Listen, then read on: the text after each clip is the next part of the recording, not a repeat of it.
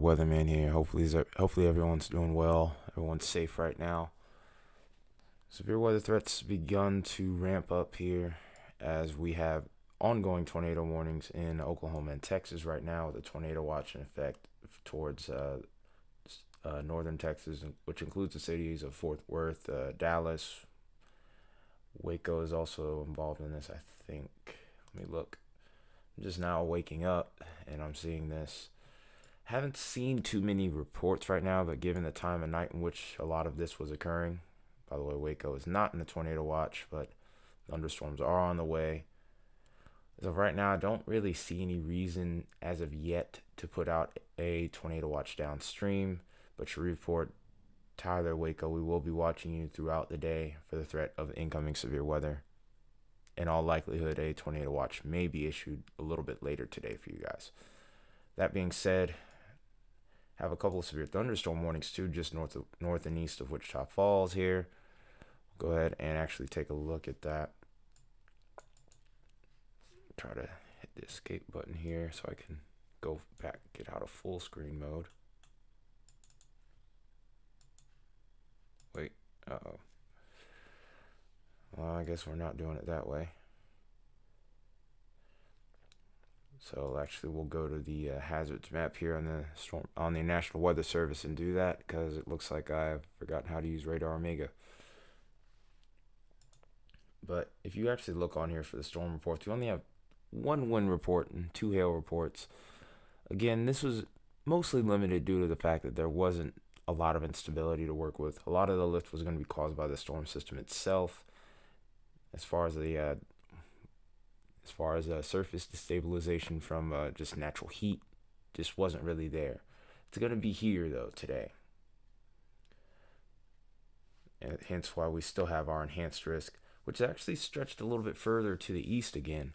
So now we're looking at, I would say, some parts of southern Mississippi involved in this. And also, the storm is moving a little bit slower than what we were expecting, which could be bad news. We wanted this to be a little bit more progressive, and this would probably lean into a quicker severe weather event and maybe potentially lessen the tornado threat. That doesn't seem like that's going on right now. We'll have to see how things unfold throughout today, but one thing to note here is now we definitely have Jackson in that enhanced risk area. New Orleans, you're getting mighty close to it. Greenville is just outside of it, but of course, within that enhanced risk, we have that hatched area, which is a significant tornado threat. And Jackson is now in that as well. Lufkin's in there as well.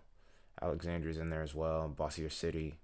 We'll have to watch you guys extremely close to the day, because there's potential for strong or violent tornadoes from that. We also have the wind threat, which hasn't changed too much as of right now, and then our hail threat is not too much different from last night's video. So we're mainly going to be focusing on that in this video today. But you can see here that we are starting to get some discrete cells here in these little line segments. There are also kinks in these lines that we have to watch for the potential tornadoes. This will be going on throughout the morning, and then throughout the afternoon, the threat should intensify. You can actually go on to HRRR here, and we'll start out looking through Texas and Oklahoma, the Arklatex region. And what we're mainly going to be looking at here is we're going to be looking for the potential for these storms to kind of, I forget what, de-evolve, if you will, into discrete cells, because we're starting to see that trend, and you can actually see it right here.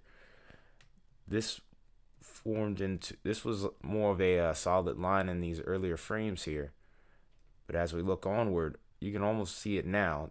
These storms congeal just a little bit and evolve, and then as we get into the early afternoon, you can see the de-evolution starting. We can see these prefrontal storms forming out ahead of it. And then as we get towards eastern Texas into Louisiana as well, you can almost see these little kidney bean, hook echo type shapes here.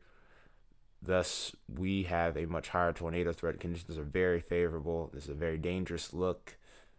And then as we get into the evening and overnight hours, this continues. So we could have multiple waves of tornadoes and severe and supercell thunderstorms throughout the evening.